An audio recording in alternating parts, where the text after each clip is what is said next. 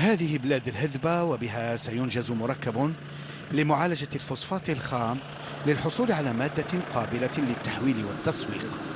احتياط الحوض المنجمي بجبل العنق يفوق 2.1 مليار طن، وهدف الحكومة رفع الطاقة الإنتاجية من مادة الفوسفات الاستراتيجية.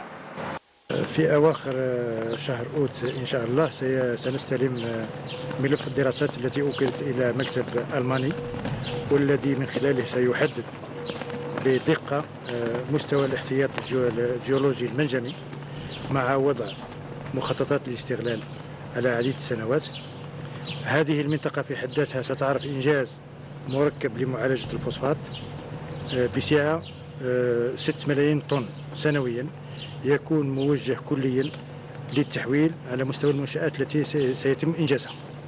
حاليا ما ينتج من الفوسفات موجه للتصدير، وفي الأفق إنجاز وحدات التحويل بالعوينات بتبسة وواد الكباريت بسوق هراس وحجر السود بسكيكدا لإنتاج جميع الأسمدة في آفاق 2020 للرفع من المحصول الفلاحي.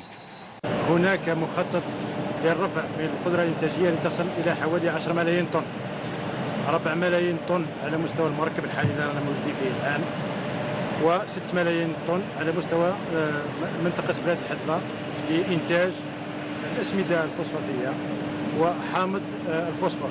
الإجراءات التي اتخذناها محليا، أولا فيما يخص إجراءات نزع الملكية للوعاء العقاري، ثانيا أعطينا التراخيص اللازمة لحفر الآبار وتزويدها، تزويد بالنسبة لبير العتر، وتنقيل المياه من سد عين داليا إلى العوينات.